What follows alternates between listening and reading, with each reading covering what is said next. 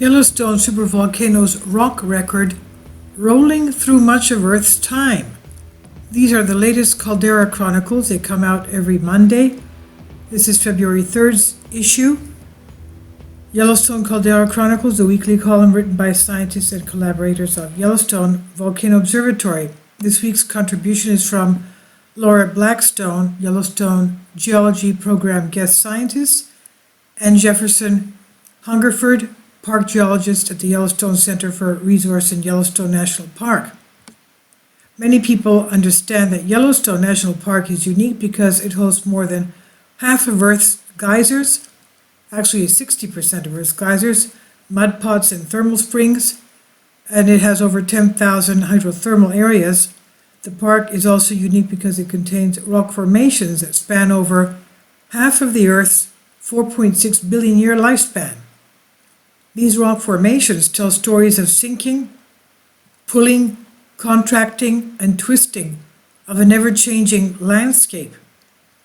In Paleozoic era, 542 to 251 million years ago, sea levels rose and fell, while Yellowstone area was close to the equator. Can you believe that? This area, at that time, was close to the equator due to the ever-shifting nature of Earth's tectonic plates. Layers of limestone, shale, and sandstone record of periods of deposition in shallow marine environments like the present-day Bahamas and U.S. East Coast. These rocks can be seen in the mountains of the Gallatin Range on the western border of the park. During the Mesozoic era, 251 to 66 million years ago, the North American continental plate gradually moved from the equator to approximately where it is now. At the beginning of the Mesozoic era, the subduction zone was present along the west coast of North America as two tectonic plates collided and one dove beneath the other. The compression on the North American plate and melting that resulted from this subduction resulted in volcanism like we see in the Cascade Range today, and the pushing up of mountains to the west of Yellowstone's region. During the early to middle parts of the Mesozoic era, the Yellowstone region reverted back and forth between a coastal plain and a shallow sea. Over time, the compression of the North American plate pushed the mountain building farther east towards the Yellowstone region. The sedimentary rock layers throughout western North America began faulting and folding in what geologists call the severe orogeny. Orogeny means mountain building from the compression of Earth's crust, which lasted for about 140 to 50 million years ago. Much of what you see in the Rocky Mountains, which includes the Gallatin Range in the northwestern part of the park, is a result of the mountain building. Late in the Mesozoic era, sea levels rose again and the Yellowstone region became part of a shallow sea at the foot of the mountains to the west. This sea covered the Great Plains of North America. Can you believe it? The Great Plains were covered by sea, and it ran all the way from Alaska to the Gulf of Mexico. Shallow marine sediments deposited in the sea are exposed in the cliffs and slopes of Mount Everest, visible from Mammoth. And let's take a look at that together. Right, this is the Great Plains, as we can see from Alaska all the way down to the Gulf of Mexico. This would have been an area of the sea. Look at that. The Great Plains, the whole area would have been under sea. That's amazing. That's the first time I've ever heard of this.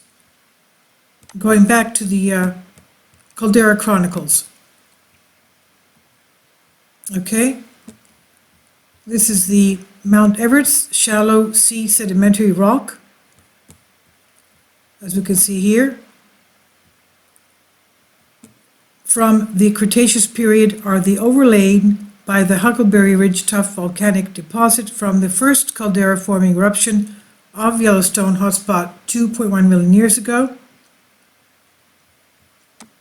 And this is how huge it is. These are people up there on the top.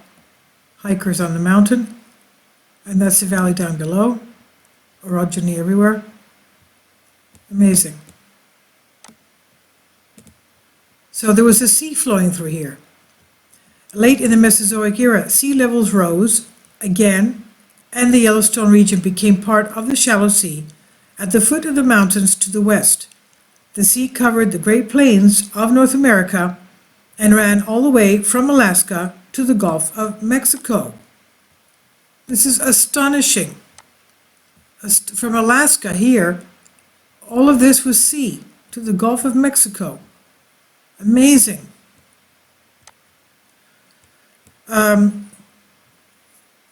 Okay.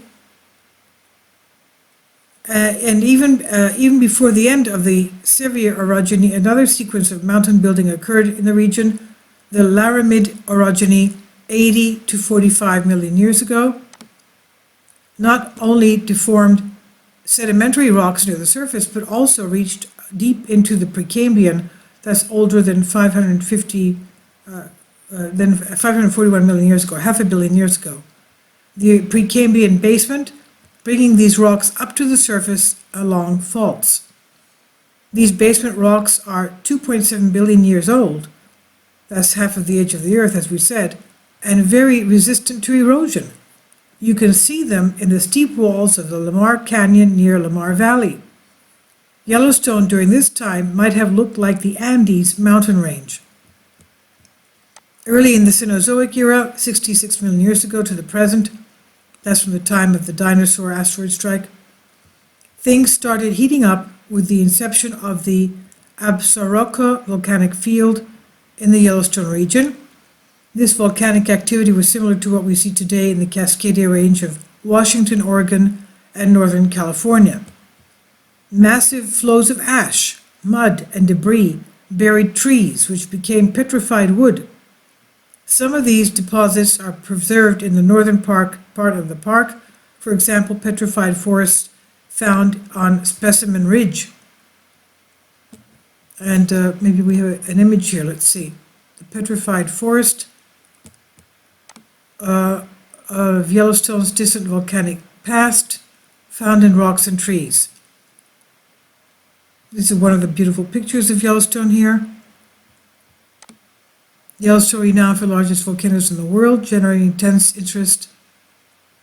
The image seen 50 million years ago during the Eocene epoch, climate was much warmer, dense forests of subtropical and temperate trees covered the lowlands. Out of these forests emerged several magnificent stratovolcanoes resembling Mount Rainier and Mount Hood in the Cascade Range. Moving higher in elevation up the flanks of these volcanoes, the forest composition changed to coniferous trees and then to stunted alpine vegetation. At the summits, vegetation gave way to thick fields of snow and ice. And here we have a beautiful petrified tree. Look at this. And that's pretty big, don't you think? An upright petrified tree in Yellowstone Park. That's pretty big. That is pretty big. If that's the trunk of the tree, that's how huge it is compared to the other ones down below, you can see. I can imagine how tall this thing was. Amazing. Petrified tree it does not give us the size of it, but obviously it looks huge. It must have been huge. I mean, you could fit a chair in there, in the middle of it. Let's put it that way. That's how big it was. Yes, millions of years ago. The logs floating in Spirit Lake near Spirit Lake Gauging Station, outflow tunnel. So today, park visitors can observe ample evidence of the Absaroka volcanoes. Fantastic example of the upright tree found. Okay, that's from that era. Amazing. Petrified trees of Yellowstone, remarkable for several reasons. First is the sheer volume. It's one of the largest deposits of petrified wood found anywhere in the world. Second is the diversity of tree species, including spruce, pine, cedar, oak, cypress, ash, dogwood, magnolia, and more. And magnolia, I know, grows in areas that are not don't freeze. So, okay, maybe that's from that time. It was subtropical. This diversity represents an array of ancient trees that inhabited the lowlands and up the flanks of the Absaroka volcanoes. Third is the fact that many of these petrified trees are upright rather than lying on the ground. Some trees were buried upright where they grew, while others were transported downslope in debris flows and eventually settled vertically with their roots wad behind them. Their root wad behind them. Okay.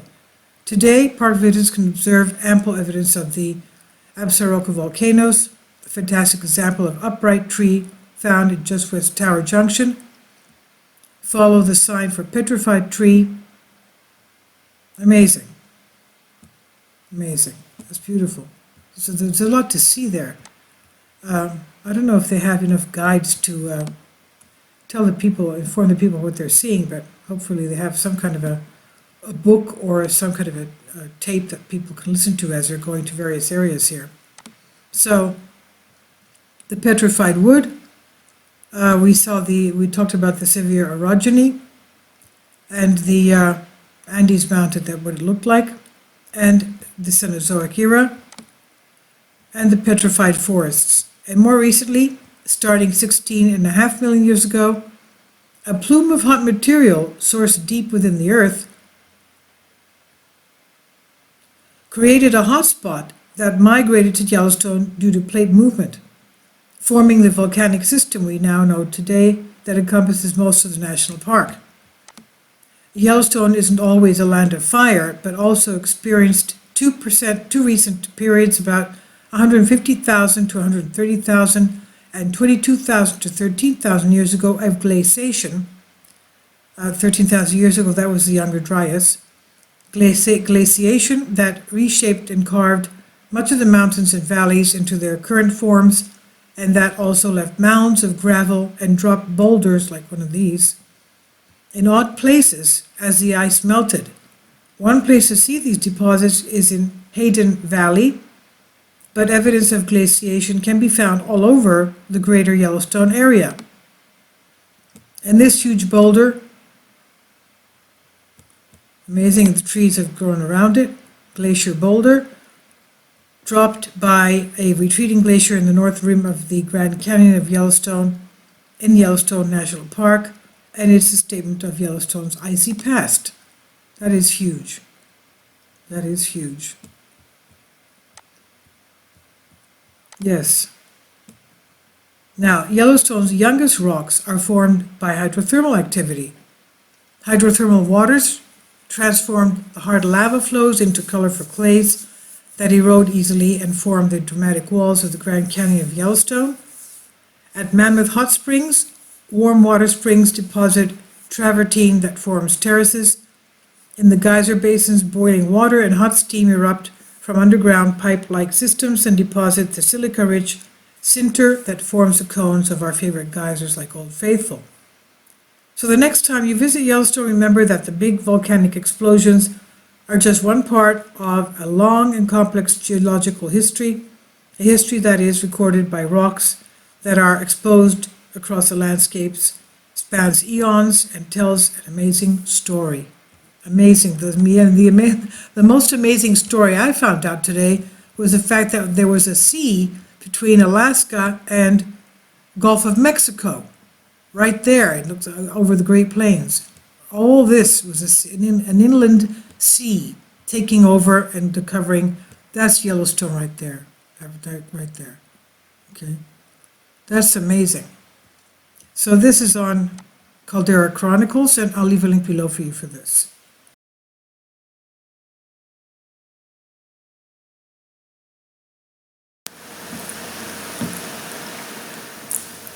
If you'd like to join me on my Patreon account, you will hear content not covered by mainstream media.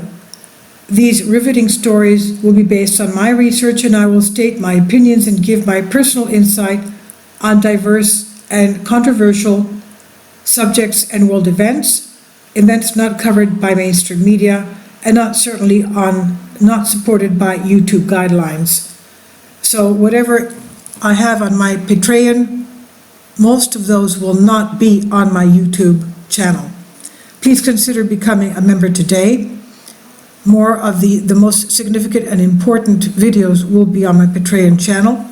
Your support helps me to continue my research and keeps this YouTube channel alive.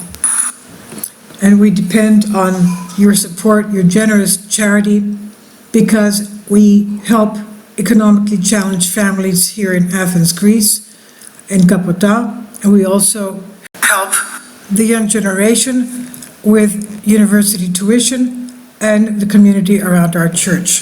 Thank you.